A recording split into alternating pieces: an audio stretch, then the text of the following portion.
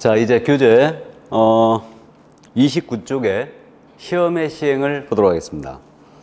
자, 그럼 시험의 시행이라고 돼 있는데 여기서 이제 진짜 시험 제도거든요. 공인중개사 시험은 매년 1회 이상 시행한다 이렇게 돼 있죠. 다만 시험 시행 기관장은 시험을 시행하기 어려운 부득이한 사정인 때는 당해년도 시험을 치르지 않을 수 있어요. 자, 그래서 시험은 매년 1회 이상 시행한다 이렇게 돼 있거든요. 아직 첫 시간이니까 뭐 이런 거 시험에 내지는 않습니다. 참고로 이제 말씀드리는데 그 시험 시기에 대한 부분인데 시험의 시기는 매년 1회 이상 시행한다. 1회 이상. 그래서 이제 우리 시험이요.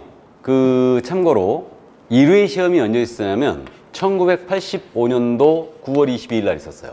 1985년도에 이때 1회 시험이 있었습니다. 제가 이때 1학년이었죠. 1학년은 초등학교 1학년, 중학교 1학년, 고등학교 1학년, 대학교 1학년 있죠. 이거. 그래서 어쨌든 85년도에 제가 1학년이었습니다. 이거. 근데 지금 우리가 31회를 대비하고 있죠. 그러면 31회 시험은 2020년 있는 거예요. 그럼 이거 단순 계산해도 지금 현재 35년이잖아요. 근데 시험이 지금 현재 2020년 시험이 31회 시험이에요. 그러면 이게 단순하게 계산해도 시험이 매년 치러진 거 아니라는 걸 알 수 있죠. 그래서 시험이 2년에 한 번 치른 적이 있어요. 그래서 6회, 7회, 8회 2년에 이제 7, 8, 9회 이때는 이제 2년에 한 번 치렀고요. 이때는 상대평가였습니다. 그래서 99년도 이후서부터 이제 시험을 매년 치르기 시작하면서 이때 시험이 본격적으로 이제 본궤대에 오르기 시작했어요. 이게. 그래서 지금 현재 시험은 매년 1회 이상 시행한다 이렇게 돼 있는 겁니다. 그 돌아가신 고 노무현 대통령 있죠. 이분은 후보 시절에 공약사항 중에 하나가 자격시험을 1년에 2번 치르겠다. 이게 공약이었어요. 근데 진짜로 공약이었죠. 그래서 1년에 2번 치른다는 거는 사실상 어렵죠. 현실적으로. 자, 그래서 시험은 매년 1회 이상 시행한다. 이 정도 이해만 해두시고요. 넘어갈까요?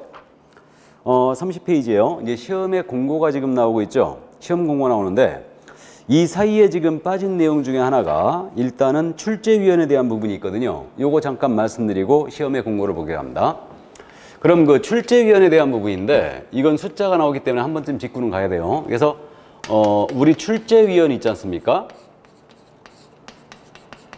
출제위원은요, 일단은 단순히 시험 문제만 출제하는 자가 출제위원이라고 하는 거 아니에요. 그래서 우리 법에 출제위원의 개념이 어떻게 되냐면 시험 문제를 출제를 하고 검토를 하고 선정을 하고 채점을 담당할 자 이렇게 돼 있어요. 그래서 출제위원의 개념이 시험 문제를 출제하고 검토하고 선정하고 채점을 담당할 자 이렇게 돼 있는데 이게 왜 이렇게 돼 있냐면요. 예를 들어서 우리 과목이 지금 중개사법 아닙니까? 그러면 공인중개사법을 출제할 위원으로 일단 4명이 위촉이 됐다. 그러면요. 일단 3, 4명한테 문제를 출제하도록 하죠. 산업일등량 위촉을 하면서. 그래서 이제 각 출제위원마다 40문제를 내게 하는 경우도 있고요. 또는 이제 30문제 또는 20문제를 이렇게 위촉을 합니다. 그래가지고 예를 들어서 문제가 100문제 정도가 나왔잖아요. 출제위원들이 출제한 문제가. 그러면 다른 출제인이 또 들어가요. 다른 출제인이 또 들어가갖고 여기서 40문제를 추려냅니다. 40문제를. 이게 왜 이렇게 돼 있냐면 만약에 출제위원 중에 한 명이 문제를 전체를 유출시킨 거예요. 그러면 이분이 그렇다고 하더라도 이분이 낸 문제가 여기 이 40문제에 다 들어갈 일이 없죠. 그러니까 시험의 신뢰도 때문에 이렇게 문제은행식으로 현재 출제해요. 그래서 결국은 이제 이 문제가 모의 테스트를 거쳐갖고 여러분들한테 최종적으로 이제 문제로 나가는 겁니다. 이렇게.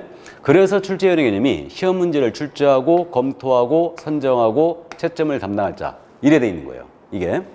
그러면 출제위원이 시험의 신뢰도를 심히 저하시키는 행위를 했어요. 그러니까 시험 문제 출 등으로 시험의 신뢰도를 저하시키는 행위를 했다. 그럼 출제위원 위촉 금지해야 되죠. 그래서 이제 위촉 금지 기간이 5년이라는 거죠. 그래서 이 신뢰도자 출제위원회에서는 5년간 위촉을 금지하게 돼 있어요. 그래서 이 숫자 때문에 일단 이해는 해 두셔야 됩니다. 그래서 신뢰도자 출제는 5년간 위촉 금지고 물론 시험 문제 유출 등으로 신뢰도를 저하시켰다. 그러면 이 출제위원회는요 5년간 우리 법에서는 위촉을 금지하는데 형법상 위기에 의한 공무집행방해죄라고 있어요. 이 범죄로 처벌됩니다. 그래서 지금 현재 이렇게 돼 있다는 거 이해를 해 두시고요. 그래서 전에는 이게 시험 문제 유출 문제가 상당히 심각했거든요. 근데 지금 현재 군사정권이 넘어가면서 문민정부로 넘어오면서 이런 유출 문제는 아예 쏙 들어갔습니다. 그래서 이렇게 됐고요. 저는 출제위원으로 갈 수 있을 것 같아요, 없을 것 같아요? 만약에 제가 출제위원으로 들어갈 수 있다면 여러분들이 대단히 유리해지겠죠. 제 성향을 아실 테니까. 그래서 학원 강의 경력이 있는 사람은 절대 출제위원으로 들어갈 수가 없습니다. 지금 현재 그래서 출제위원은 이렇게 돼 있다는 거 이해해 두시고요. 자, 그럼 이제 지금 30쪽에 시험 공고를 보겠습니다. 잠깐 말씀드렸듯이 우리 시험 공고는요, 2번 나와요. 그래서 예정 공고라고 지금 산업인력공단 부르는데 이게 계략상 공고예요. 그래서 계략상 공고는 매년 2월 28일까지 하게 돼 있습니다. 계략상 공고는 그러니까 시험의 일시, 시험의 방법 이것에 대하여 이제 매년 2월 28일까지 하게 돼 있고요. 그 다음에 세부 공고를 다시 한번 해요. 세부사항 공고를 다시 한번 하는데 이거를 이제 산업인력공단은 확정 공고라고 부르거든요. 그래서 이거는 시험 시행 전 90일까지 하게 돼 있습니다. 시험 시행 전 90일까지 세부적인 사항을 공고해요. 일시, 응시 수수료 이런 부분들 전부 다 이제 90일 전까지 공고하게 돼 있는데 통상 그동안 이제 관행으로 봤을 때요. 7월 한 25일, 7월 25일쯤에 이제 세부사항 공고를 하고요. 8월 중순쯤에 인터넷으로 이제 원서 접수를 합니다. 그리고 이제 10월 달에 우리가 시험을 보고 있어요. 그래서 현재 이렇게 돼 있다는 거 일단 참고해 두시고요. 자, 그럼 이제 시험 공고에 대한 내용이 나왔고요. 시험의 응시 및 합격자의 결정 공고란 말 나와 있죠. 5번에 찾으셨습니까? 그럼 시험에 응시할 때는요, 응시수를 일단 납부하게 돼 있어요. 그래서 일단 그렇게 돼 있고요. 그 다음에 이제 시험 시행 기관장이 합격자를 결정한다 이랬지 않습니까? 그럼 여기서 잠깐 이제 첫 시간이니까 우리가 합격자 결정에 대한 부분을 잠깐 말씀을 드립니다. 지금 우리 시험이 1차가 있고 2차가 있다고 그랬잖아요. 우리가 원칙은 알고 가야 되는데 1차, 2차 시험을 동시에 시행함이 원칙이게요? 아니면 1, 2차를 다른 날에 보는 구분 시행함이 원칙이게요? 이거 우리가 원칙은 알고 있어야 돼요. 구분 시행이 원칙이에요. 이게 원칙입니다. 그러니까 1, 2차를 구분 시행한다는 얘기는 1차 시험을 보고 1차 합격자를 대상으로 2차 시험을 시행한다는 얘기예요. 이게 원칙이에요. 이게. 근데 물론 시험을 1에서부터 지금 30회까지 계속 1, 2차를 같은 날 동시에 시행을 해왔죠. 그러나 원칙은 구분 시행이 원칙이에요. 그러면 구분 시행할 때는 어떻게 돼 있냐면요. 1차 시험은 선택형으로 원칙을 한다 그랬어요. 선택형. 그래갖고 우리가 오지선다로 지금 골라내는 거잖아요. 1차 시험이. 그래서 1차 시험은 선택형으로 가고 있고요. 그 다음에 구분 시행할 때요. 2차 시험 있잖아요. 2차 시험은 논문형으로 갑니다. 이게 원칙이에요. 그러니까 논문형이라는 얘기는 이거 공인중개사 시험 제도를 논하라. 이런 식으로 낸다는 얘기죠. 그럼 시험이 참 재밌어질 거예요. 어쨌든. 그래서 이렇게 지금 돼 있다는 거죠. 그러나 시험을 시험 시행 기관장이 같은 날에 동시에 시행할 수 있어요. 1, 2차를. 이때는 2차 시험도 1차 시험의 방법으로 시행한다 그랬어요. 그렇기 때문에 지금 현재 1, 2차를 같은 날에 동시에 시행하면서 2차 시험도 1차 시험의 방법인 선택형으로 가고 있는 겁니다. 그래서 1에서부터 계속 논문형은 나온 적이 없고요. 1, 2차를 같은 날에 받았습니다. 이게. 자, 그럼 이제 이렇게 1, 2차를 지금 같은 날에 보고 있는데 그러면 이럴 수 있지 않습니까? 1차 과목에 있어서 우리 과락 따지죠. 과락. 과락은 몇 점 미만? 40점 미만이죠. 그러니까 만약에 5과목 중에 단 한 과목이라도 과락이 있는 게 나왔잖아요. 40점 미만 점수 나온 게 있었다. 그러면 그때는 무조건 탈락입니다. 그러면 1차 시험에 과락 없이 내가 1, 2차를 동시에 시행하는데 평균 50점을 득점했어요. 2차 시험에 있어서 내가 과락 없이 평균 70점을 득점했습니다. 이거 합격이에요, 불합격이에요? 불합격이죠. 그러니까 요거 차수별로는 남는 점수를 서로 빌릴 수가 없습니다. 그러니까 2차에 남는 점수를 1차에 빌릴 수 없다는 얘기죠. 이 경우에 1차는 불합격한 걸로 하고 2차만 합격한 걸로 하면 그리고 다시 1차만 보게 하면 참 좋을 겁니다. 근데 이거 안 되죠. 1차는 무조건 넘어야 돼요. 그러니까 1, 2차를 동시에 시행할 때 1차 시험에 불합격한 자의 2차 시험은 무효 처리합니다. 그렇기 때문에 결국은 불합격이에요. 근데 또 이렇게 안 하더라도 1, 2차를 구분하지 않고요. 과락 없이 평균 60점 이상을 득점하면 모두 합격한 걸로 하면 이때도 합격자가 훨씬 많이 나올 거예요. 이거는. 근데 현재는 무조건 1차를 넘어와야지 2차의 자격이 주어지는 겁니다. 저는 사실 있잖아요. 자격증 있는 것 같아요, 없는 것 같아요? 저는 이제 아주 오래전에 자격을 취득했는데 어쨌든 저는 시험 볼 때 있잖아요. 1, 2차가 저렇게 나눠져 있는 것도 몰랐어요, 실은. 그래갖고 그냥 흔들어가지고 평균 60점 득점하면 합격하는 걸로 일단 그렇게 생각했던 겁니다. 근데 나중에 알고 봤더니 1차, 2차가 저렇게 나눠져 있더라고요. 그러니까 1차에 불합격해버리면 2차는 아무 소용이 없는 거예요. 그래서 서두에 말씀드렸듯이 요즘 1차 시험이 너무너무 어려워져 있어요. 그러니까 부동산학 개론이나 민법 이게 너무너무 시험이 어려워져 있는데 저도 볼 때도 깜짝깜짝 놀래요. 아니 우리 공인중개사들이 아무리 실력이 좀 빵빵해야 되지만 이 정도까지 문제를 낼 필요가 있겠는가. 솔직히 말해서 실무 선생으로서 손님만 잘 모시고 다니면 될 거 아닙니까? 근데 이 정도까지 민법을 꼭 해야 되는가 라는 의문점이 많이 들어요. 근데 한편은 또 이해가 되는 게 요즘 그 인터넷이 워낙 활성화돼 있잖아요. 그러다 보니까 그 우리 손님들이요 전부 다 알고 와요. 인터넷 통해서 전부 다 조회해보고 옵니다. 그러니까 결국은 우리 공인중개사가 실력이 손님보다는 빵빵해야 되죠. 그러니까 그만큼 이제 시험도 어려워져 있고 요즘 그래서 자격증 따신 분들이 이거 쉽게 따는 거 아니라는 거 다 알고 있습니다. 이게 그래서 주변에서도 일반인들도 많이 알고 있죠. 이게 쉽게 합격할 수 있는 게 아니라는 거. 이게. 자, 그래서 어쨌든 일단 1, 2차 이렇게 돼 있다는 거 이제 참고를 해 두시고요. 1차를 넘어와야 자격이 됩니다. 그럼 이제 여기서 합격자 결정 방법에 대해 좀 더 상세히 설명을 드립니다. 그러면 지금 현재 과락 없이 1차 평균 60점, 2차 평균 60점 득점하면 이제 합격을 하는 건데 이렇게 선발하는 방식을 절대평가 방식이라고 그러죠. 이게. 근데요. 상대평가를 한 적이 있었다고 그랬어요. 7, 8, 9회 때. 그래서 이제 상대평가를 한다. 그럼 상대평가라는 것은 뭐냐면요. 공고를 하면서 올해는 2만 명만 뽑겠다. 이런 식으로 지금 공고를 하는 거예요. 이게 상대평가예요. 이게. 그러면 상대평가 예를 들어서 선발 예정 인원을 공고했다는 얘기죠. 선발 예정 인원을. 그럼 올해는 예를 들어서 10,000명을 선발을 하겠다라고 이제 공고를 한 거예요. 그럼 이게 상대평가죠. 그럼 이때는 어떻게 하냐면요. 1차 있잖아요. 1차는 과락 없이 한 과목 과락 없어야 돼요. 과락 없이 평균 60점 이상을 득점을 해 주셔야 돼요. 그래야 합격이에요. 그럼 이 얘기네요.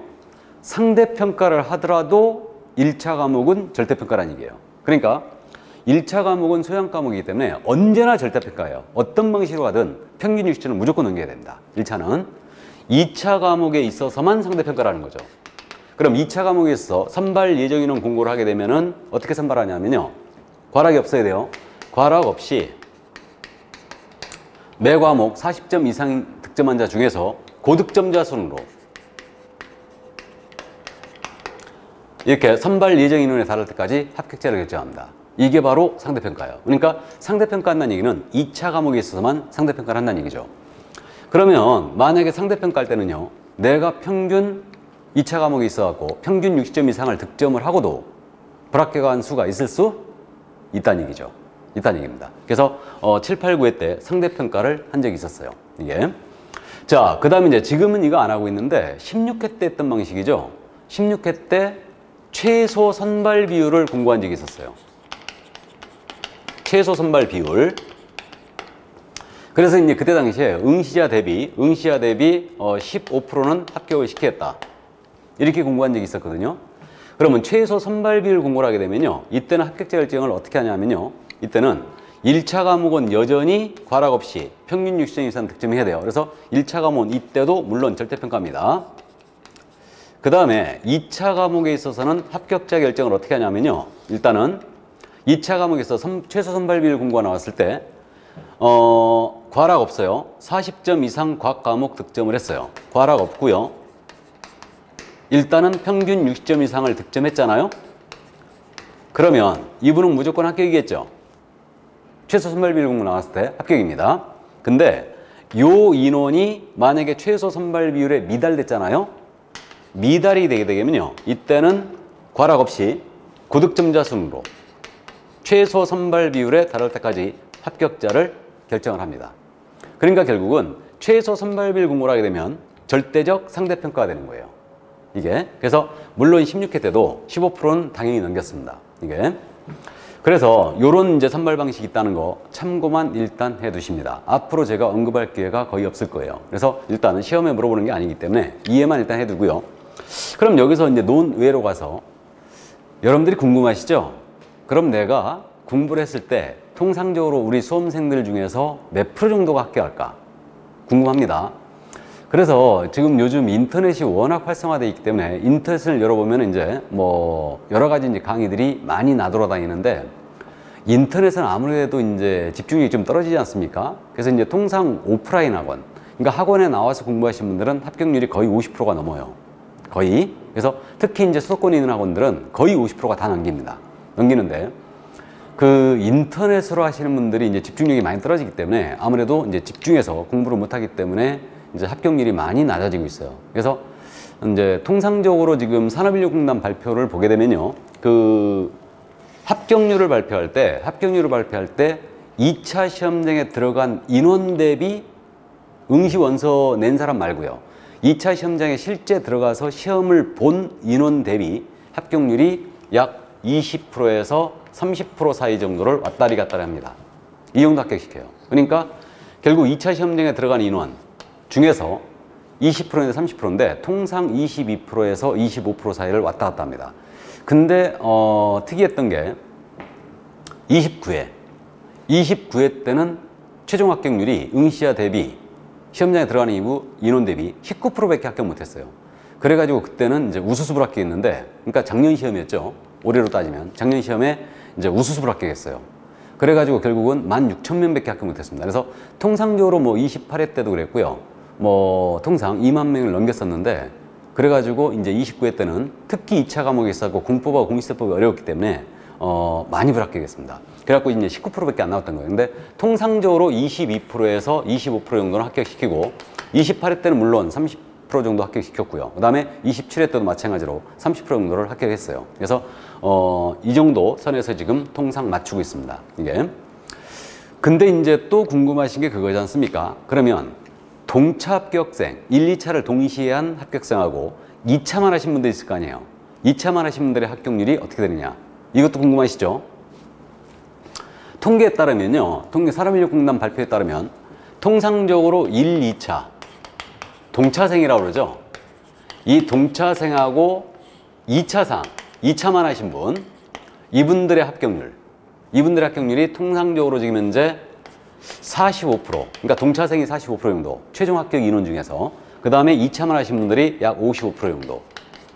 그러니까 결국은 6대4 정도, 이 정도 선에서 지금 현재 합격이 되고 있어요. 그러니까 1, 2차 동차생들이 약 한 40% 내지 45%.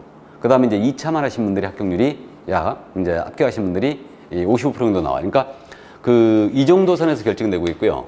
그 다음에 이제 2차만 했을 때, 내가 1차 이제 넘어와서 2차만 공부했을 때 합격률이 몇 프로가 되느냐. 전에는 2차만 하신 분들은요, 오프라인 학원에서 나오게 되면 거의 100% 합격했어요. 그 다음에 이제 안 나오셔가지고 이제 대충 온라인으로 하시고 막 그러면 이제 80% 정도 합격했는데, 요즘은요, 지금 시험이 어려우다 보니까 1차만 하신 분들이 너무너무 많은 거예요. 그래서 통상적으로 매년 2차만 보신 분들이 2만 명이 넘어요. 2차만 보신 분들이 2만 명이 넘는데, 이 2만 명이 넘는 인원의 합격률이요, 2차만 보신 분들의 합격률이 굉장히 안 좋아요. 몇 프로 정도 될 것 같습니까? 2차만 했을 때 합격률이 생각보다 안 나옵니다. 절반이 안 돼요. 그래서 통상적으로 지금 현재 29회 때였죠. 29회 때 2차만 보신 분들이 우수습을 합격했는데, 29회 때 2차만 보신 분들의 합격률이 산업인력공단은 45% 정도라고 발표했거든요. 근데 제가 통계낸 바에 따르면 41% 정도밖에 못했어요. 그러니까 결국은 2차만 보신 분들의 합격률이 지금 현재 45%, 그러니까 40% 선에서 지금 놀고 있다는 거죠. 그러니까 이거는 전보다 엄청나게 떨어진 숫자예요, 지금.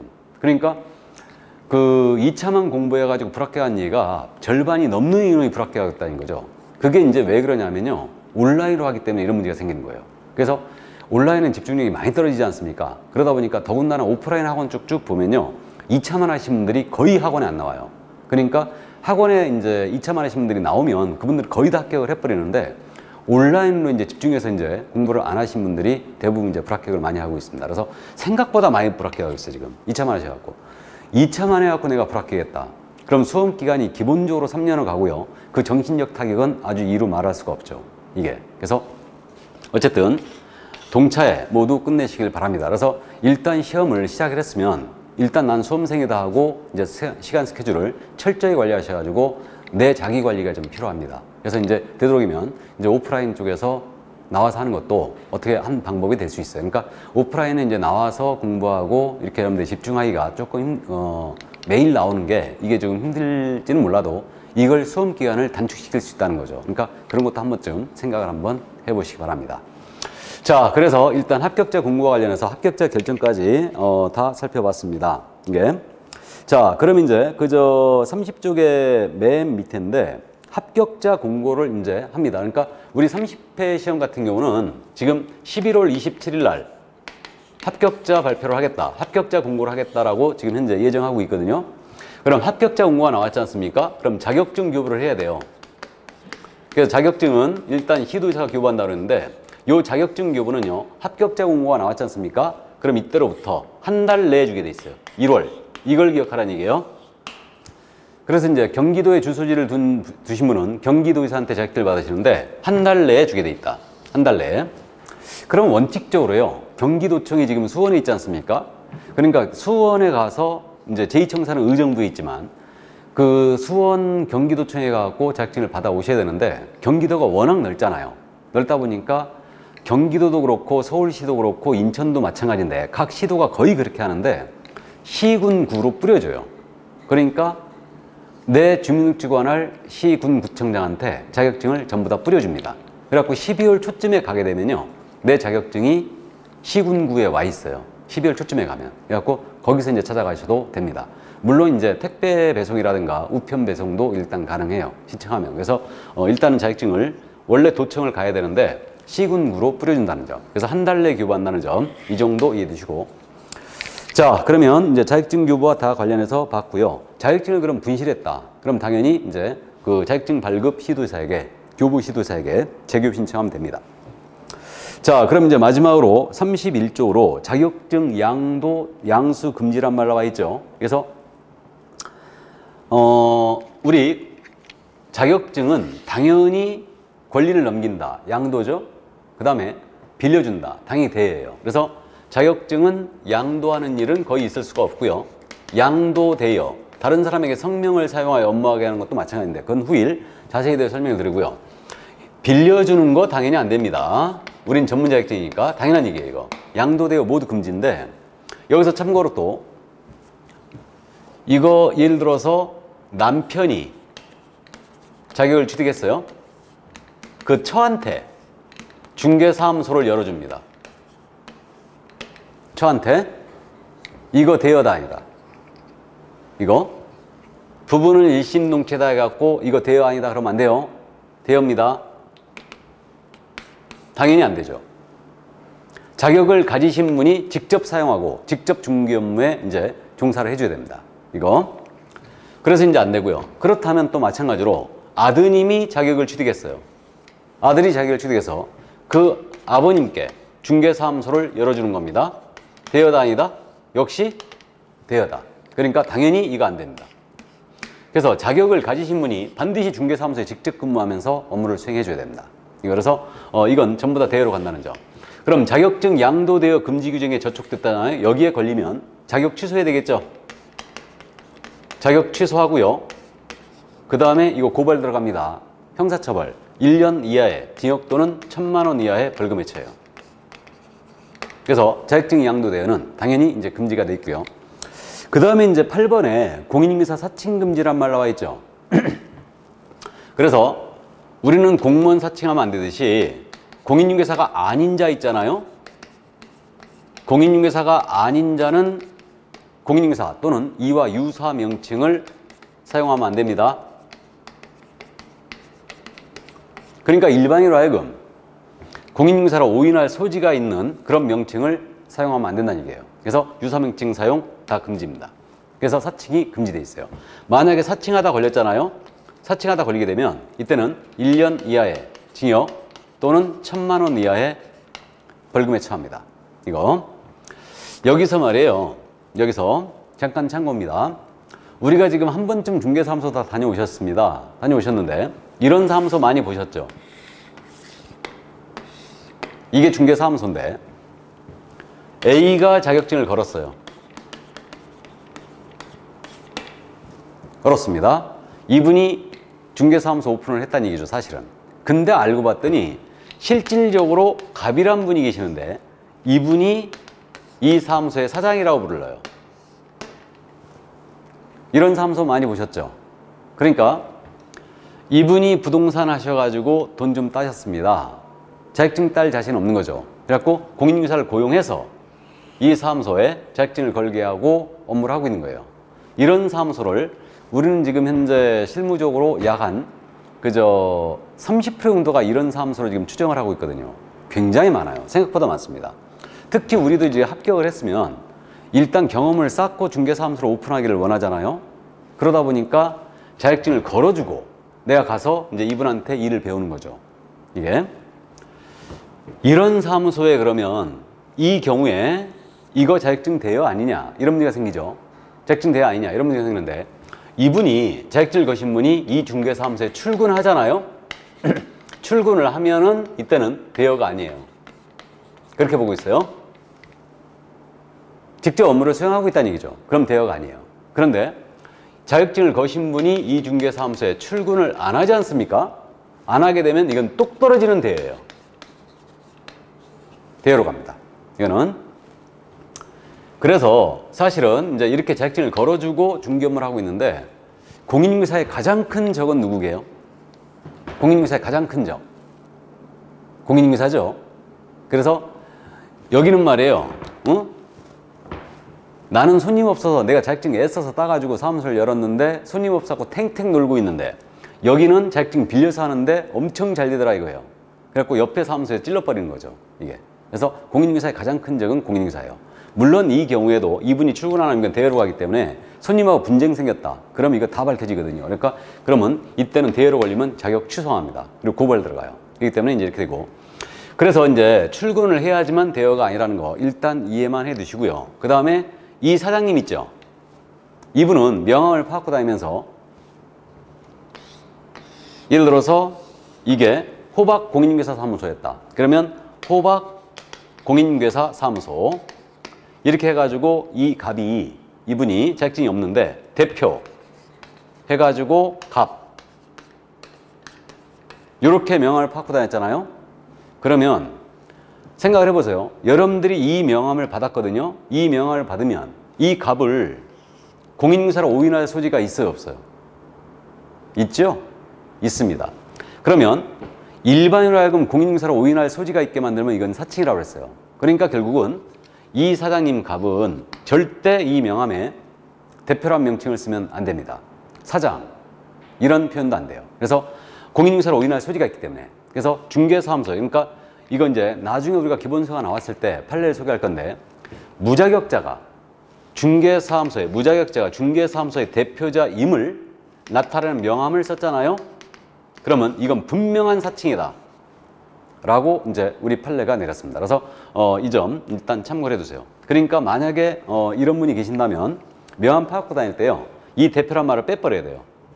빼버리고 이름만 이제 써갖고 다니고요. 지인들한테는 대표란 명함을 줘야 되겠죠. 그렇기 때문에 이제 지인들한테만 주시고 그건 자동차에 비치하시고 중개사무소에 넣는 명함에는 절대 자격증이 없는 분은 대표란 명함을 절대 쓰면 안 됩니다. 참고해 두세요. 예. 자, 그래서 여기까지 이게 바로 이제 공인중개사 제도에 대한 부분이었습니다. 자, 그럼 여기까지 하고요. 이제 앞으로 다시 돌아갈까요? 앞으로 돌아가서 이제 총칙을 보도록 합니다. 그래갖고 이제 18페이지로 돌아왔는데 18페이지 찾으셨습니까? 부동산 중개업의 변천 과정이라고 나와 있죠. 이건 중개업의 역사를 얘기하는데 이거는 그냥 통과하겠습니다. 그 다음 이제 그 19페이지에 공인중개사 법령 그래갖고 공인중개사 법령의 구성 및 목적이란 말 나와 있죠. 이것도 그냥 넘깁니다. 넘겨서 20페이지 맨 위에 양괄호 1번 공인중개사법 이렇게 돼 있죠. 그래서 잠깐 첫 줄, 두 번째 줄, 세 번째 줄 잠깐 읽어드리면요. 공인중개사법은 공인중개사의 업무 등에 관한 사항을 정하여 그 전문성을 제고하고 부동산 중개업을 건전하게 육성하여 국민경제 이바지함을 목적으로 국회에서 제정한 법률이다. 이래놨죠? 지금 방금 읽어드린 게 우리 공인중개사법 제1조예요. 법의 지정 목적. 그래서 공인중개사의 업무 등에 관한 사항을 정하여 그 전문성을 제고하고 부동산 중개업을 건전하게 육성하여 국민경제 이바지함을 목적으로 한다. 이게 우리 법의 지정 목적입니다. 참고해 두시고, 제가 지금 말씀드리고 싶은 게 1번에 공사법이고 2번이 공사법 시행령이라고 되어 있고 3번이 공사법 시행규칙이라고 되어 있죠. 자, 그러면 제가 서두에 말씀드리길 우리 과목이 크게 법령과 실무로 구성되어 있다고 그랬죠, 지금. 이렇게 공인중개사 법령이 있고 실무가 있다고 그랬습니다. 이렇게 지금 나눠져 있다고 그랬는데 출제 비중은 일단 7대 3 정도. 근데 최근 시험은 8대 2 정도로 지금 출제하고 있는데, 이 법령은 일단 공인중개사법과 부동산거래 신고 등이라는 법률로 구성되어 있다고 그랬어요. 그러면 여기서 법령이란 표현이 이게 뭐냐? 이걸 잠깐 말씀드리고 합니다. 이 법령이라는 것은 법의 3단계 구조, 이걸 합친 걸 얘기하는데, 그러니까 공인중개사법이라는 게 있죠. 그럼 이 법이라는 것은 국회에서 제정되지 않습니까? 그러면 국회에서 법이 제정되면 정부로 이송을 해요. 그럼 대통령은 법을 공포하면서 이 법을 시행하게 됩니다.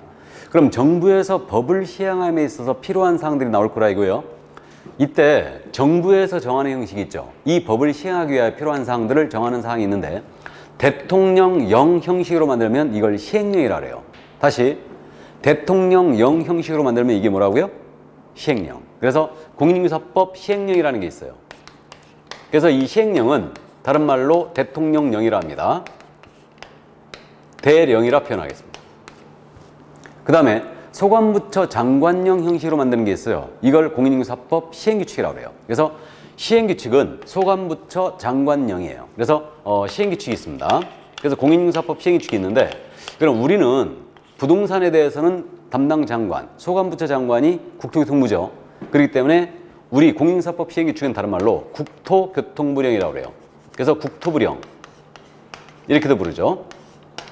그래서 법의 3단계 구조가 바로 이거예요. 법은 일반적으로 이런 구조를 띠고 있죠. 그래서 국회 제정되면 정부로 이송하면 정부에서 시행령과 시행규칙을 정한다는 얘기죠. 이건 국회 통과 사항이 아니에요. 그래서 시행령은 다른 말로 대통령령이라고 부르고 있고, 시행규칙은 다른 말로 국토교통부령이라고 부르는 겁니다. 그래서 이 세 가지, 법, 영, 령 이렇게 돼 있잖아요. 그래서 이 세 가지를 합쳐서 우리는 법령이라고 부르고 있어요. 법령이라고 부르는 겁니다. 그러면 공인중개사법은 마지막 조가요 51조예요. 다음에 시행령은 마지막 조가 38조입니다. 다음에 시행규칙은 마지막 조가 29조예요. 그럼 우리 공인중개사 법령은 모두 합쳐도 조문수가 시행규칙까지 합쳐도 118개의 조문밖에 안 돼요. 그렇기 때문에 우리는 조문수가 적기 때문에 다른 과목에 비해서 일단 고득점하는 과목이고요. 고득점하는 과목이고, 그 다음에 이제 여러분들이 쉽게 접근하고 쉽게 이해를 합니다. 그래서 시험에서 아주 절대적인 영향을 미치는 게 바로 우리 과목이에요. 그러니까 우리 과목을 득점하지 않고는 자격증을 가져가기가 힘들어지죠. 이게. 그래서 일단은 요 118개 조문밖에 안 돼요. 그럼 민법은 여러분들이 참고로 마지막 조가 몇 조인지 아십니까? 민법은 1118조가 마지막 조예요. 우리보다 무려 1000개의 조문이 더 많아요. 물론 우리 시험범위에 민법 1118조 조문이 모두 들어가는 건 아니지만, 일부가 들어가지만 그래도 엄청나게 많습니다. 민법만 해도. 그래서 여러분들이 어려워하고 있어요. 그럼 여기서요 잠깐 또 여담입니다만, 우리 과목을 그럼 만약에 시험에서 60점을 득점했다. 공인중개사법을 시험에서 합격할 수 있게 없게요? 없습니다. 우리 과목을 만약에 60점을 득점했잖아요. 그럼 제가 장담하겠는데 100% 불합격이에요. 1%의 가능성도 없어요.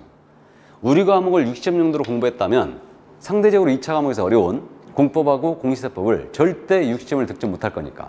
그러니까 불합격으로 가는 거예요. 이게. 그래서 60점 맞고 이제 합격한 사례는 뭐 15회 시험, 특이했던 15회 시험 외에는 없었던 걸로 기억하고 있고요. 그러면 만약에 10점을 올려서 우리 과목을 시험에서 70점 득점했다. 그럼 합격할 수 있느냐?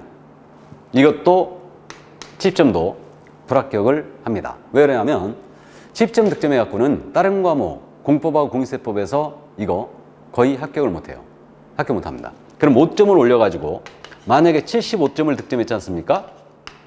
우리 과목을 시험에서. 그러면 합격할 수도 있고 안 할 수도 있는데 거의 한두 개 차이로 우리 과목 75점 맞으면 불합격할 겁니다. 물론 조상이 나라를 구하신 분은 합격할 수도 있을 거예요. 이거. 그러면 몇 점 이상 득점해야 된다는 얘기니까 시험에서 우리 과목은 적어도 80점 이상은 득점을 해 주셔야 돼요. 그래야지만 여러분들이 넉넉하게 이제 2차 과목을 통과할 수 있다는 얘기죠. 80점 이상 득점해야 된다. 그러면 결론적으로 우리 공인중개사법은요, 이렇게 조문수도 작고 여러분들이 쉽게 이해를 하기 때문에 80점 이상은 시험장에서 득점을 해 주셔야 된다는 얘기고요. 그러면 여러분들이 80점 이상 득점을 하기 위해서는 저는 수업을 몇 점 정도로 해드려야 돼요? 적어도 90점 이상으로는 해드려야 되죠. 그리고 가끔 가다가 그런 말씀 하시는 분이 있어요. 아니 다른 과목, 공법이나 부동산학 개론 같은 경우는 이거 하지 맙시다 하면서 그냥 X치고 막 넘어가는 것들이 있는데 왜 중개사법은 미주알, 고주알 다 이렇게 하느냐. 그래갖고 저한테 오셔갖고 이거 따지면요, 엄청 저한테 당하고 가실 거예요. 이건 중개사법 생리를 모른단 말씀이죠. 그러니까 우리 과목은 시험장에서 지금 현재 80점 이상을 득점해줘야 되기 때문에 결국은 미주알, 고주알 시험에 잘 안 내는 부분까지도 올커버하고 와야 돼요. 그래야지만 여러분들이 득점을 할 수 있다는 얘기죠. 이게. 그러나 지금 당장은 이제 우리 과목을 공부할 필요는 없다겠습니다. 일단 민법이나 개론을 하셔야 되기 때문에 그 시간을 드리기 위해서 우리 과목을 일단 수업만 듣고 덮으라고 그랬죠. 그래서 이제 그렇게 쭉 따라오시다가 나중에 한꺼번에 이제 2차 과목은 어차피 암기 과목이기 때문에 몰아치기 하면 돼요. 이거는. 자, 그래서 일단은 그 우리 법령의 구성 여기에 대하여 이제 다 봤고요. 그 다음에 그 20쪽에 공인중개사법의 성격이라고 나와 있지 않습니까? 이 공인중개사법의 성격은 이제 후일, 이제 더하면 되는 거고요. 그 다음에 이제 21쪽에 용어의 정의라고 나와 있죠? 용어의 정의. 찾으셨습니까? 자, 그럼 용어의 정의를 보도록 하겠습니다. 자, 그러면 이제 용어의 정의로 나왔는데 이 용어의 정의는 우리 법 제2조예요.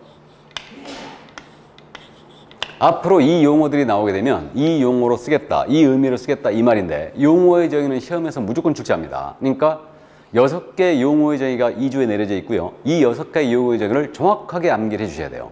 이거를. 그래서 이 용어의 정의에서 첫 번째 등장하는 게 바로 중개에 관한 정의예요. 중개.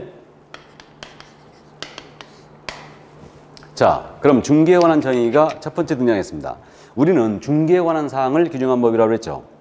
그럼 제가 21조 중개 그래가지고 양괄호 1번에 정의 이렇게 돼 있잖아요. 잠깐 읽어드립니다. 중개라 함은 공인중개사법에 규정된 중개대상물에 대하여 여기서 끊어보세요. 끊고 거래 당사자 간에 여기서 끊어보시고 매매 교환 임대차 그 밖의 권리의 득실 변경하는 행위를 여기서 끊어보시고 알선하는 것. 자, 지금 중개의 정의가 공인중개사법에 규정된 중개사물에 대하여 거래 당사자 간에 매매교환 임대차 그 밖의 권리의 득실 변경하는 행위를 알선하는 것. 일어났거든요. 자, 그러면 중개에 관한 정의 우리가 기억을 하기 위해서 지금 나눴습니다. 먼저 뭐라고 그러냐면 공인중개사법에 규정된 중개사물에 대하여, 즉 우리 법에서 규정한 중개사물이 있죠. 우리 법 제3조에서 정해놨어요. 그래서 이거를 법정 중개대상물이라고 해요. 우리 법에서 정해놨으니까 법정 중개대상물에 대하여. 다음 거래 당사자예요. 거래 당사자 간에 매매 교환 임대차 매매교환 임대차 그 밖의 권리의 득실 변경에 관한 행위를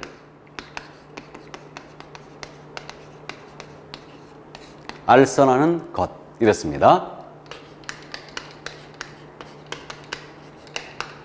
자, 그래서 네 가닥으로 지금 나눴는데 이거를 이 문장에서 잠깐 생각해 볼까요?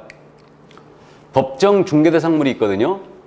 우리 법 3조에서 정해진 중개사물인데 5가지가 정해져 있어요. 그래서 토지가 있고요. 건축물이 있습니다. 그리고 임목이라는 게 있어요. 공장재단이라는 것도 있습니다. 그리고 광업재단이 있죠. 이게 소위 법정 중개사물 5가지가 이거예요. 토지, 건물, 임목, 공장재단, 광업재단. 이것입니다. 이 5가지에 대하여 거래 당사자예요. 사고자 하는 자, 팔고자 하는 자, 세를 놓고자 하는 자, 세를 놓고자 하는 자 사이에 매매, 교환, 임대차, 그 밖의 권리의 득실, 변경에 관한 행위죠. 그러니까 권리의 득실, 변경의 대표적인 예시가 매매, 교환, 임대차예요. 이것을 알선을 한대요. 그럼 알선의 사전적 의미는 뭐냐면 거래가 성립되도록 주선하는 일체의 행위를 알선이라고 합니다. 거래가 성립되도록 주선하는 일체의 행위. 이것이 바로 알선이에요. 그럼 이 알선은 다른 말로 소개란 말로 바꿀 수 있죠. 또 매개를 해준다. 또 주선을 해준다. 이런 말로 바꿀 수 있어요. 그럼 중개라는 건 뭐냐면 이 5가지 물건에 대한 당사자 간의 거래죠. 이 거래를 소개하는 거예요. 이게 중개입니다. 그럼 이걸 고스란히 암기해야 되니까 그림으로 잠깐 그려봅니다. 자, 이 토지가 있는데 이 토지를 갑이 갖고 계세요. 이것을 을과 거래하신답니다. 이 거래를 A가 소개하고 있어요. 이게 중개의 기본 그림이고 앞으로 이 그림을 여러분들은 굉장히 자주 보실 겁니다. 그러면 갑과 을 사이에 이 토지에 대하여 사고 파는 계약을 하는 거예요. 이 계약의 이름을 뭐라고 합니까? 매매. 다음에 갑이 갖고 있는 토지를 을이 갖고 있는 토지와 맞바꾸는 계약을 해요. 이때 계약 이름이 교환. 다음에 갑이 이 토지를 을한테 세를 놓습니다. 이때 체결되는 계약은 임대차겠죠. 그 밖에 이 토지에 성립할 수 있는 권리들이 있어요. 이건 민법 시간에 공부하는데 전세권 설정행위가 있고 그다음에 이 토지를 을한테 저당 잡히고 돌빌 수도 있죠.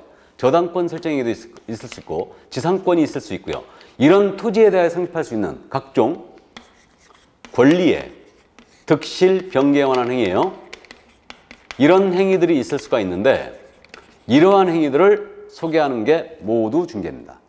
이게 그러면 토지는 지금 중개대상 물이죠. 그 다음에 갑과 을이에요. 갑과 을은 거래의 당사자가 되는 겁니다. 그 다음에 또 여기 권리의 득실 변경이 있죠. 이 부분은 바로 이 부분이 되는 거고 이 부분이 알선이에요. 이게 그럼 이제 중개라 함은 법정 중개대상물에 대하여 거래 당사자 간에 매매, 교환, 임대차 그 밖의 권리의 득실 변경을 알선하는 것. 이게 중개예요. 이게 중개입니다. 그래서 이게 이제 중개의 정의로서 이렇게 이제 기억을 해 주시고요. 자, 그러면 여기서 말이에요. 지금 이 알선이라는 거 있지 않습니까? 이거는 제3자적 입장에서 당사자의 거래를 도와주고 있죠, 지금. 그러니까 소개라는 거예요. 이게 중개입니다. 그럼 여기서 잠깐 이제 우리가 좀 따져볼 점이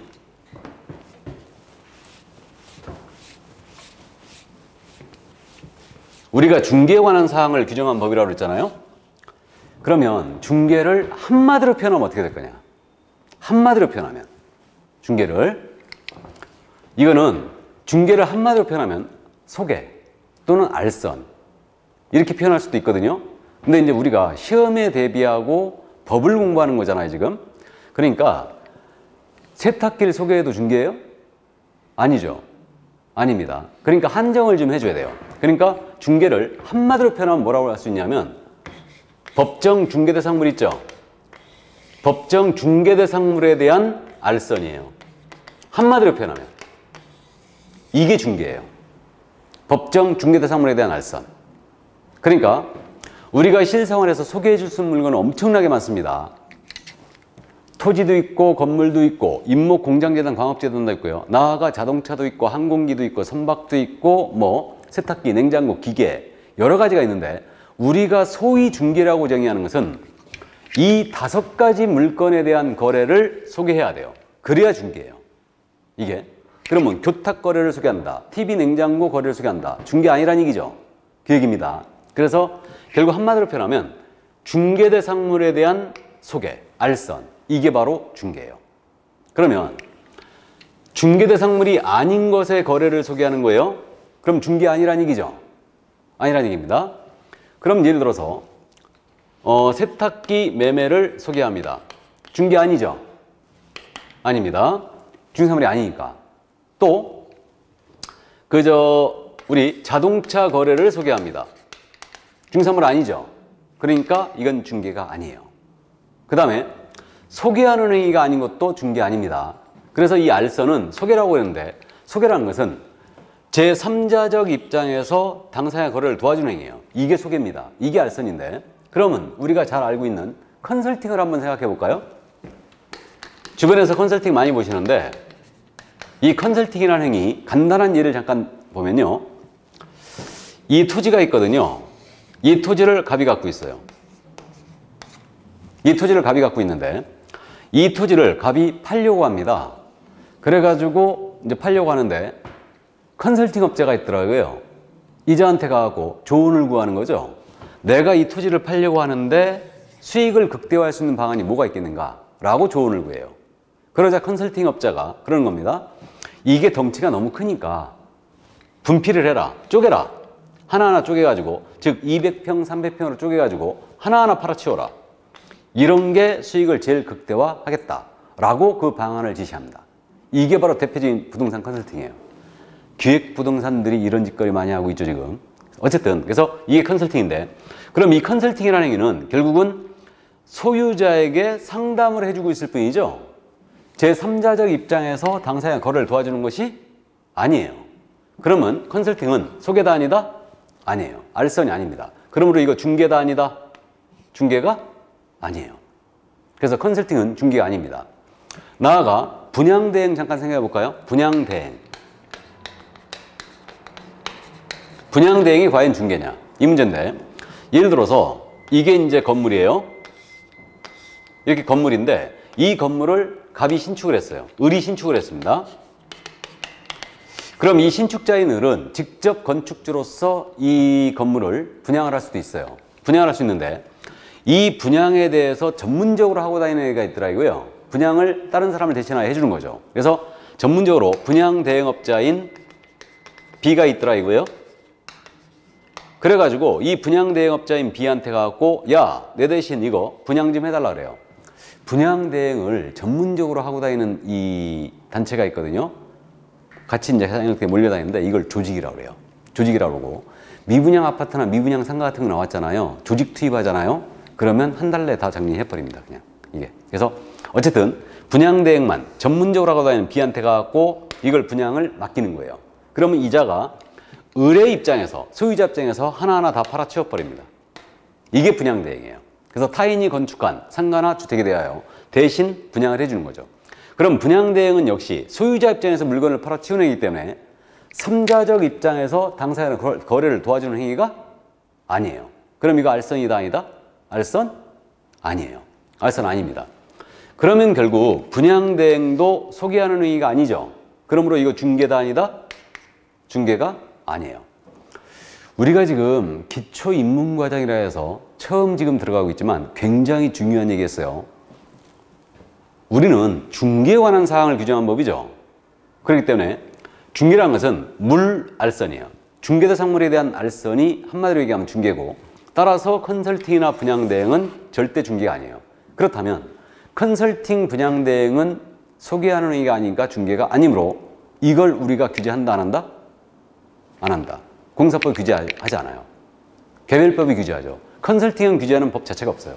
그다음에 분양대행은 이거 이제 규제하는 법을 일단 만들겠다라고 하고 있는데, 어쨌든 이 부분은 우리가 관여하지 않습니다. 그래서 우리는 중개에 관한 사항을 주로 규제하고 있고, 그래서 컨설팅 분양대행은 중개가 아니므로 우리 공인사법의 규율 영역에서 벗어나 있어요. 그럼 마찬가지로 자동차 거래 소개 있죠? 이거 중개 아니라고 그랬죠? 그럼 역시 마찬가지로 자동차 거래 소개도 우리 법이 규율하지 않습니다. 이건 자동차 관리법이 규제해요. 별도로. 그래서 이 정도 이해를 해 두시고요. 이게 그래서 용어의 정의 중 첫 번째 이제 중개에 관한 정의였고, 중개는 중개대상물에 대한 알선이다. 그냥 알선 그러면 안 돼요. 그러니까 우리가 실생활에 소개할 수 있는 물건 중에 이 5가지를 소개하는 걸 우리가 중개라고 하고 있는 거지, 뭐 자동차 거래 소개나 또는 알선이 아닌 컨설팅이나 분양 대행을 중개라는 것은 아닙니다. 이해하셨죠? 자, 그러면 첫 번째 용어의 정의로서 일단은 중개의 정의를 다 봤어요. 다 봤고, 이제 중개업에 대한 정의로 넘어가야 되는데, 요건 좀 쉬었다 할까요? 예, 졌다 하도록 하겠습니다.